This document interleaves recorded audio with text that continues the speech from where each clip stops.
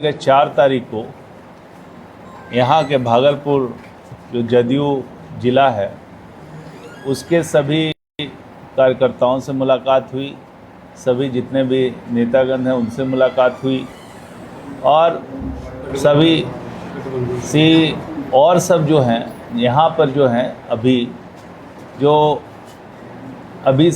तुरंत जो है सभी गठबंधन के साथियों से, उनके जिलाध्यक्षों से भी मुलाकात होगी। तो उद्देश्य जो है आप जान रहे हैं कि चुनाव पास में है, एक मिलने का भी उद्देश्य था और इससे भी बड़ा चीज़ है कि एक यूथ का कार्यक्रम यहाँ पे ऑर्गेनाइज़ किया गया जिसमें टेक्निकल एजुकेशन से रिलेटेड, मेडिकल एजुकेशन से रिलेटेड जितने भी यूथ थे यहाँ के आसपास में, उनके जो एक ऑर्गेनाइजेशन है, उनकी एक संस्थान है, उन्होंने एक कार्यक्रम आयोजित किया था जिसमें यूथ से इंटरेक्शन का प्रोग्राम था। तो 4 तारीख का मेरा मेन प्रोग्राम वही था कि पहले यूथ से इंटरेक्शन करना और साथ में ये सारी चीज़ें भी एक साथ सम्मिलित हो गई। और इसके साथ साथ हम अपने साथियों हैं जो जदयू के साथी हैं, जो विभिन्न प्रकार के कार्यकर्ता हैं, उनके घर में जाकर उनसे मुलाकात करने का भी प्रोग्राम था। तो अभी भी जा कर के हम सुबह में हो कर के आए हैं पंकज जी के घर से। कल रात में भी हम जा कर के 2 जगह जा कर के आए हैं। तो इस तरह से पार्टी के कार्यकर्ताओं का सब मुलाकात और पार्टी कैसे अच्छा काम करेगी, एनडीए का कैसे अच्छा होगा, इसके लिए काम किया जा रहा है। जदयू और एनडीए का क्या एजेंडा रहेगा सरकार विधानसभा चुनाव को देखते हुए, जैसे विपक्ष हमलावर हो रही है, जातिगत जनगणना की बात हुई कि सरकार ने क्रेडिट को ले लिया? नहीं, क्रेडिट की बात ही नहीं है। जहाँ तक जातीय जनगणना का सवाल है तो आप देखिए कि 1994 ही वीडियो भी वायरल है, 1994 ही माननीय मुख्यमंत्री जी ने इस मामले को संसद में उठाया था और उनसे मेरी कई बार बातचीत हुई कि इससे पहले भी बहुत सारी चर्चाएं जो हुई हैं, जिसमें उस समय माननीय मधुलियमे जी थे, ज्ञानी जैल सिंह थे, उन सबों ने सबसे पहले इस बात को उठाया कि इस मुद्दे को उठाना चाहिए। और आप जान रहे हैं कि स्वतंत्रता के पहले ये जातीय जनगणना होती थी और इसमें सभी का आर्थिक और सामाजिक स्थिति या शैक्षणिक स्थिति, इसका विवरणी लिया जाता था। 1931 तक वो चला, लेकिन 41 में वॉर के कारण वो बंद हुआ और बाद में जब कांग्रेस का शासन आया तो उन्होंने इसको बंद करा दिया। और कई सालों तक कांग्रेस का शासन तो बहुत सालों तक, वर्षों तक रहा, लेकिन कभी भी उन्होंने जातीय जनगणना की बात नहीं की। और बाद में जब यहाँ पर जब माननीय मुख्यमंत्री जी ने संसद में उठाया, वहाँ भी बात नहीं बनी। और 2011 में जब उनकी सरकार थी, यूपीए की सरकार थी, उस समय भी जातीय जनगणना का काम नहीं कराया, बल्कि आर्थिक एवं सामाजिक सर्वेक्षण, और उसका भी दुर्भाग्य की बात है कि उसका भी कोई रिजल्ट पब्लिश नहीं किया। तो पूरे देश को अंधेरे में रखा। भाई, जब जातियों की संख्या सब निर्धारित हो जाएगी तो उनके आधार पे कौन पिछड़ी है, कौन कितना है, सामाजिक आर्थिक स्तर किसका कितना है, उसके आधार पे नीतियां बनाने में सहूलियत होती है। और आप ऐसे अंधकार में जब ऐसी काम करते हैं तो एक जनरल टाइप की नीति बनती है। तो माननीय मुख्यमंत्री जी का जो मांग थी उस समय, जो उन्होंने कहा था उस वक्त कि भाई एक बार तो हो जाना चाहिए जिसमें पता चल जाए कि सबकी सामाजिक आर्थिक स्थिति क्या है, शैक्षणिक स्थिति क्या है, और उसके आधार पे फिर हम उसके लिए जो भी आरक्षण देना है, जो भी काम करना है, एक साथ कर दिया जाए। यही तो माननीय मुख्यमंत्री जी की बात थी। और जब इनको मौका मिला तो इन्होंने इस बात को केंद्र सरकार से भी उठाया और केंद्र सरकार में जा करके यहाँ से एक रिप्रेजेंटेशन, पहले तो एक चिट्ठी भेजी माननीय नरेंद्र मोदी जी को, और फिर खुद एक डेलीगेशन लेके गए। इसमें सभी दल के लोग साथ में थे। और जिस समय एनडीए की सरकार थी उसी समय ये जातीय गणना का काम करने का निर्णय हुआ, क्योंकि राज्य सरकार को ये पावर नहीं है कि वो जनगणना कराए। इसीलिए डेलिब्रेटली जो है जातीय गणना का काम हुआ और बिहार में बहुत तेज़ी से सफलतापूर्वक इस काम को कराया गया। उसके आंकड़े निकले और माननीय मुख्यमंत्री जी ने सिर्फ आंकड़े नहीं निकाले, बल्कि उसके आधार पर जो जो कदम उठाने थे, विभिन्न जातियों की जो संख्या नहीं आई, उसके आधार पे जो कदम उठाने थे, आरक्षण को बढ़ाया जाना था, उन्होंने सब कदम उठाए। आप देखिए कि अनुसूचित जाति का, जिसका आरक्षण 16% था, जब यहाँ पे देखा गया कि उनकी आबादी बढ़ करके 20% के करीब हो गई, तो उनका आरक्षण बढ़ा के 20% किया गया।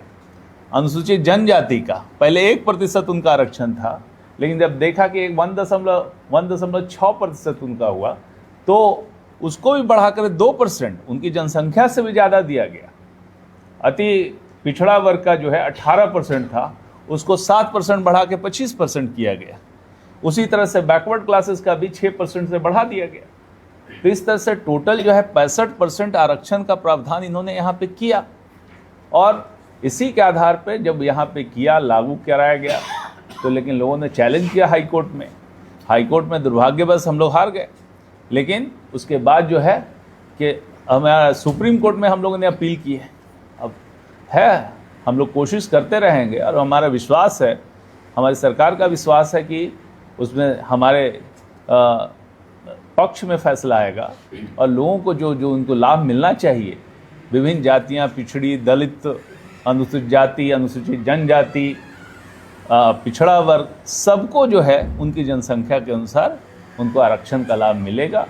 और साथ साथ उन्होंने एक काम और भी किया कि जातीय जनगणना सामाजिक, शैक्षणिक के साथ साथ आर्थिक का भी किया, और जिन जातियों में जहाँ पर पिछड़ापन है आर्थिक रूप से, उनके लिए विशेष नीति बना करके उद्योग विभाग से एक जो आया है स्कीम, इसमें वैसे गरीब व्यक्तियों को 2 लाख रुपए की आर्थिक सहायता दी जाएगी, जिससे वो अपना काम धंधा, कुछ अपना धंधा शुरुआत कर सकें।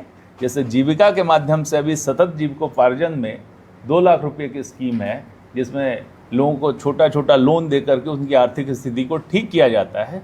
उसी तरह से करीब 1 करोड़ लोगों के लिए इस तरह की योजना बनाई गई। तो देखिए, माननीय मुख्यमंत्री जी सिर्फ एक काम नहीं करते, गणना नहीं कराते, बल्कि उस पर पूरा का पूरा जो फॉलोअप कदम होता है, उस सारा कदम उठाने के लिए उन्होंने काम किया है। और जब यहाँ पे देखा इतना बढ़िया से, इतना जल्दी, सब ढंग से ये सब काम हो गया, तो केंद्र सरकार को भी विचार आया होगा। केंद्र सरकार ने भी ये पहल की, और उन्होंने घोषणा कर दी कि पूरे भारत में इस तरह का जातीय जनगणना का काम कराएंगे।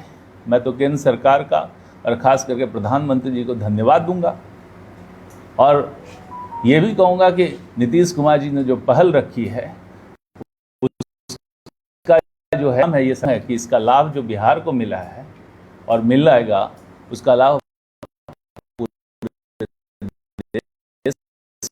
को मिलेगा। स्वास्थ्य पर जो है सवाल खड़े करते रहे कि मुख्यमंत्री स्वस्थ नहीं है, और अगर स्वस्थ है तो मेडिकल ड्यूटी जारी होना चाहिए, और या फिर कैमरे पर आकर अपने मंत्रियों का नाम बता दें, पद बता दें, तो बेहतर होगा। अरे वो क्या बोलेंगे? उनके पास जब देखें, अपनी अक्षमता को छिपाने के लिए उनके पास कुछ है नहीं।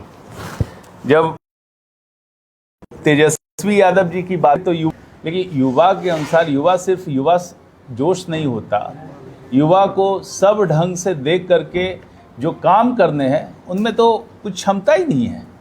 अब देखिए, उन्होंने एक पूरे बिहार की यात्रा का निर्णय लिया, कई जिले गए, पिछला 6 महीना कि 9 महीना हुआ है, यात्रा खत्म हुई, क्या हुई कुछ पता ही नहीं चला। जब बाढ़ का समय था, उत्तर बिहार में बाढ़ हो रहा था, लोग व्यस्त थे, अस्त व्यस्त थे, उसमें जनता की सहायता पहुंचाने की जगह पर वो विदेश में कहीं पे मजे उड़ा रहे थे। तो ऐसे व्यक्ति जिनको खाली अपनी चिंता रहती है, अपने परिवार की चिंता रहती है, तो वो इस तरह का कमेंट करते हैं, तो आश्चर्य की बात है। अरे भाई, जब आप माननीय मुख्यमंत्री जी के स्वास्थ्य के बारे में कहते हैं, तो पहले अपने पिताजी के स्वास्थ्य के बारे में तो पूरा बताइए, क्या स्वास्थ्य है उनका। माननीय मुख्यमंत्री जी के विषय में उनके पुत्र निशांत जी ने आकर के कैमरे पे कह दिया कि सब कुछ ठीक है। जब पुत्र आपका उनका बोल रहा है इस तरह कि सब कुछ ठीक है, तो और कौन सा सर्टिफिकेट की जरूरत है उनको। और प्रशांत किशोर तो छोड़ दीजिए, प्रशांत किशोर की क्या हालत है, जमीनी हालत, वो तो सबको पता चल गया। वो तो इंटरनेट में या सोशल मीडिया के अलावा जमीन पे हैं कहाँ।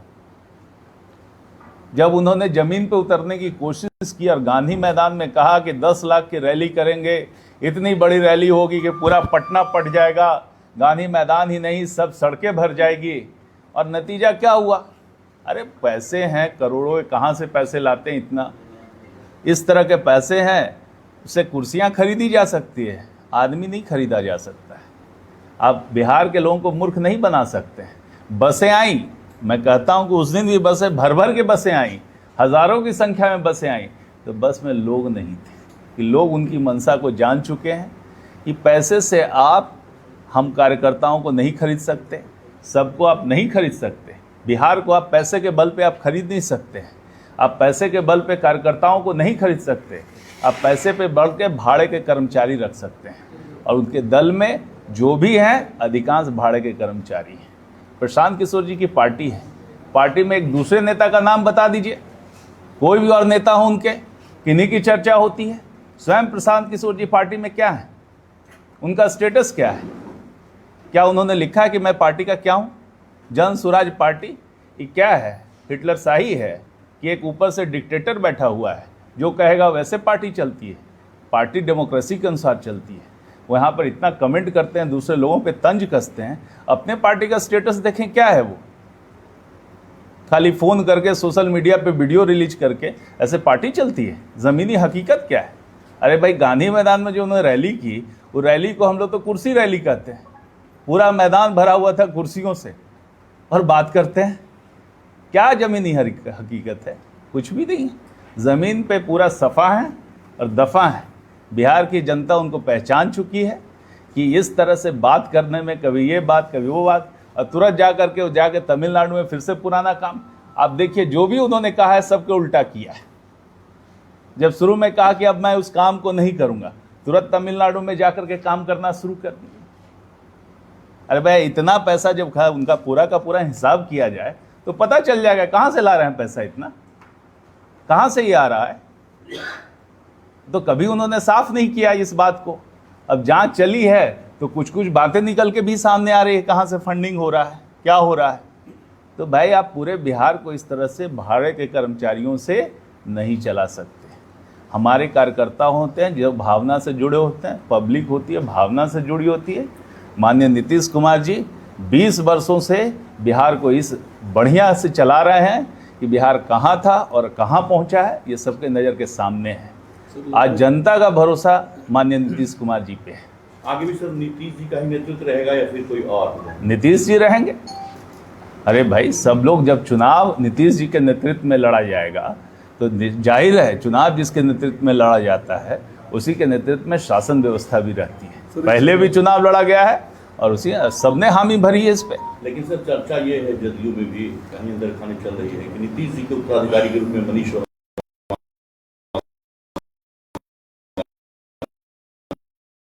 ये सब उत्तराधिकारी का बकवास मैं पहले नहीं, 1.5 साल पहले से चर्चा चल रही है। इस लोग चला कुछ लेना देना हो। किसी जनता का बिना पैसा दिए कोई काम नहीं होता है, क्या करेगा सुशासन की सरकार? अरे, आरसीपी सिंह 16 वर्षों के साथ माननीय मुख्यमंत्री जी के साथ रहे हैं, 16 या ज़्यादा ही सालों से रहे हैं। यदि वो कहते हैं कि यहाँ पर भ्रष्टाचार बढ़ा है तो भाई उनका ही ना कंट्रीब्यूशन है। इतना दिन रह करके वो क्या देख रहे थे? और जब यहाँ पर रहते थे, साथ में रहते थे, तो ये बात कभी कहाँ कही उन्होंने? तो उनके पार्टी में जाते ही उनका भ्रष्टाचार बढ़ गया शासन में, और जब थे तो बहुत सुचारू रूप से सुशासन चल रहा था। ये कहाँ की बात कर रहे हैं आप? उनका कोई स्टेटमेंट का कोई मतलब है? जब वो पार्टी के साथ दगा करके वो गए यहाँ से, और उनके क्या हालत हुई है, आज वो कहाँ पे हैं? ये तो स्पष्ट है ना कि माननीय नीतीश कुमार जी पे जो कीचड़ उछालता है वो उन पे नहीं पड़ता, जो उछालता है उन्हीं के मुंह पे पड़ता है। आज पड़ गया है। लगभग 10 साल होने को है जो शराबबंदी कानून था, लेकिन लगातार आज भी जो है, क्या लगता है आपको कि बिहार में जो है शराबबंदी कानून? देखिए, आप जब शराबबंदी पे जब चर्चा करेंगे तो एक बड़ी चर्चा है। इसके प्रभाव और क्या क्या हुआ है, इसका कई दूरगामी परिणाम हुए। जब ये लागू हुआ था उस समय जनता में भारी रोष था कि शराब जो है मोहल्ले मोहल्ले गली गली में बिक रही है, हम लोग का बच्चा शराब पी रहा है, और चारों तरफ से महिलाओं का, परिवारों का ये प्रतिरोध था कि किस तरह से यदि शराब सरकार बिकवाएगी तो पूरा जो है हम लोग के बच्चे जो हैं बेवड़े बन जाएंगे। इस परिस्थिति को ध्यान में रख करके, महिलाओं की स्थिति को ध्यान में रख करके माननीय मुख्यमंत्री जी ने पूरे बिहार में शराबबंदी की, और शराबबंदी की वो अभी ऐतिहासिक की। इतना कड़ा कानून लाया, हर तरह से जो एडिक्ट थे उनका डी एडिक्शन सेंटर खुलवाया। कौन कौन कदम नहीं उठाए गए। इतना बड़ा शराबबंदी के लिए पूरे बिहार में एक जो है एक मानव श्रृंखला बनाई गई सब जगह पे। तो तरह तरह के काम हुए, कड़े कानून का सहारा लिया गया, हर तरह से किया गया। और आप देखिए कि इसका परिणाम बहुत दुर्गामी आया है। पहले जो है एक लैंसेट मैगजीन निकलती है। लैंसेट जो है मेडिकल साइंस का एक प्रतिष्ठित मैगजीन है। उसमें बिहार में शराबबंदी का परिणाम उसमें जब स्टडी कीजिएगा, वो हमारा किया हुआ नहीं है जो मैगजीन निकाला, किसी और ने स्टडी किया और उसका निकला तो देखा कि भाई कि बड़ी संख्या में लोग शराब छोड़ चुके हैं। बड़ी संख्या में जो अदरवाइज पीते रहते वो छोड़ चुके हैं। बच्चों में ये सब में जो दुष्परिणाम था वो सब खत्म हो चुका। बच्चे तो आज बढ़ गए सफेद पाउडर में सर, मौत की पुड़िया। अरे फिर आप सुनिए तो बात ना, ये सब सफेद पुड़िया क्यों होता है और क्या होता है उसका इम्प्लीकेशन भी तो समझिएगा। क्या होता है ये आपको पंजाब में कौन सा है दारू, वहाँ पे शराब नहीं चल रही है और क्या क्यों ड्रग्स वहाँ पे चल रहा है। जो इस बात को समर्थन करते हैं कि जहाँ पे दारू रहता है वहाँ पे ड्रग्स नहीं रहता, तो ड्रग्स तो वहाँ पर इतना सारा है। सरकार वहाँ पे चली गई है ड्रग्स के मामले में, वहाँ शराबबंदी थी क्या। तो ये जो आर्गुमेंट लोग देते हैं, और ये भी आर्गुमेंट आप ध्यान में रखिए कि ये दोनों एक दूसरे का सप्लीमेंट्री है। जो ड्रग्स है और शराब है, जहाँ पे शराब ज़्यादा हो सकता है ड्रग्स भी ज़्यादा हो, ये ऐसा नहीं कॉम्प्लीमेंट्री है। और ड्रग्स का प्रचलन जो है पूरे देश में बढ़ा है। आप झारखंड का एग्जाम्पल ले लीजिए, आप देश के किसी भी हिस्से का एग्जाम्पल लीजिए तो ड्रग्स का प्रचलन बढ़ा है। इसमें पूरे देश में इस पे और कड़ाई से काम होना पड़ेगा। पंजाब में जिस तरह से तस्करी का काम हुआ है वहाँ पर बॉर्डर से, तो बॉर्डर से हम लोग के यहाँ थोड़ी ड्रग्स पैदा होता है, ड्रग्स कहीं से आता है और उस पर कार्रवाई हो रही है। हम लोग ने सिर्फ शराबबंदी का नहीं, पूर्ण नशा मुक्ति का राज्य सरकार ने संकल्प लिया है। और इस पर कभी जोड़ने की कोशिश मत कीजिए, ये गलत धारणा है। और कई विपक्षी पार्टियों ने इस पर झूठ मूठ का, उनको स्टडी नहीं है इस बात का कि इसका क्या परिणाम होता है। स्टडी यही है कि जहाँ पे ये कॉम्प्लीमेंट्री है, यदि ड्रग्स बढ़ेगा, ये शराब बढ़ेगी तो ड्रग्स भी बढ़ेगा। पंजाब इसका एग्जाम्पल है, कई देश इसके एग्जाम्पल हैं, पूरे ग्लोबल स्टडीज़ आप कीजिएगा तो इसका एग्जाम्पल है। तो ये सब हमला बेकार है। ये लोग जो हैं, महिलाएं आज बढ़िया से डोमेस्टिक वायलेंस की शिकार होती है। उसमें देखिएगा लैंसेट मैगजीन में कितना डोमेस्टिक वायलेंस घटा है, कितना बच्चों के परिवार में इनकम बढ़ा है, जो गरीब परिवार है। हम कर किस लिए रहे हैं, सरकार किसके लिए होती है, गरीबों के लिए होती है। जब हमारा जो गरीबी का स्तर इतना ज़्यादा है तो उन गरीब परिवारों का इनकम कैसे बढ़े, वो अपना पैसा शराब में न गंवाएं, इसके लिए काम किया गया है। इसमें कड़ाई में ज़रूर होता है। जब यहाँ पर 14 करोड़ जनता है तो कुछ पे कार्रवाई होगी। शराब माफियाओं पे कार्रवाई हुई है और जो इन्वॉल्व थे उन पे कार्रवाई हुई है। कुछ लोग शुरू में इनिशियली में कुछ हो सकता है कि जब कड़े कानून से तो ज्यादती हुई होगी, लेकिन बाद में कानून को सिंप्लीफाई किया गया और ड्रग जो भी है, पहले वाले जो फर्स्ट टाइम जो यदि ड्रिंक करते हैं उनके लिए फाइन पे लेकर छोड़ने की व्यवस्था की गई। इसी देख के ना कोई भी कानून होता है उसके परिणाम देखे जाते हैं और उसमें यदि परिणाम में कुछ यदि इधर उधर चेंज करना होता है तो कानून में फेरबदल किया जाता है। और इस तरह से बिहार में भी किया गया। तो ये कहना कि यदि अब देखिए कहते हैं कि भाई कि होने के बाद भी यहाँ पे शराब बिक रही, ये आरोप है। अब ये बताइए कि हत्या का कानून है, किडनैपिंग का कानून है, डकैती का कानून है, रेप का कानून है, तो क्या सब जगह सारे अपराध बंद हो गए? कौन कह सकता है कि इस कानून को बनाने से चोरी का कानून नहीं है, उनको सजा नहीं मिलती है, फिर क्या चोरी बंद हो गई है? कि मानव का जो स्वभाव है कि कोई भी सोसाइटी रहेगी तो उसके सर्टेन परसेंटेज में क्राइम रेट रहता है, कुछ ना कुछ मिनिमम क्राइम रेट रहता है। यदि पूरा का पूरा समाज इतना बढ़िया हो जाए, सुसज्जित हो जाए, कोई ड्रग्स दारू पीता है वो पर्सनल चॉइस है, उसका पर्सनल चॉइस है। और पर्सनल में यदि वो चॉइस में पीता है, वो अपने को हार्म कर रहा है, उसको पता नहीं होता है। WHO की रिपोर्ट आई थी कि कितना तरह का बीमारी जो शराब से होता है वो आप नहीं समझ सकते। कई तरह का कैंसर, बच्चों की बीमारियां, 200 तरह की बीमारियों का इससे बढ़ावा मिलता है। लोग नहीं समझ रहे कि कितना स्लो पॉइजन है। आज नहीं कल लोग इस बात को समझेंगे कि कितना स्लो पॉइजन है। ये दारू नहीं है भाई, ये काल है। और इससे जितना दूर रखिए। और कोई भी अपने माता पिता से मैं पूछना चाहूँगा, अपने बच्चों को अपना दारू पिलाना चाहेंगे, शराबी बनाना चाहेंगे? कोई नहीं चाहता है। ये कानून दूसरे पे लागू हो, ये दारू जो है दूसरा पिए, इसके लिए कहता है, अपना बाल बच्चा को कोई नहीं पिलाना चाहता है दारू। सूखा नशा लेकिन शारीरिक शिक्षक स्वास्थ्य निदेशक हैं 8,000 वेतन पा रहे हैं, परेशान हैं, 2 साल से आंदोलन कर रहे हैं। नहीं, वो शारीरिक शिक्षकों की जो मांग है, मैं भी कई जगह पे गया हूँ, उन्होंने मांग रखी है।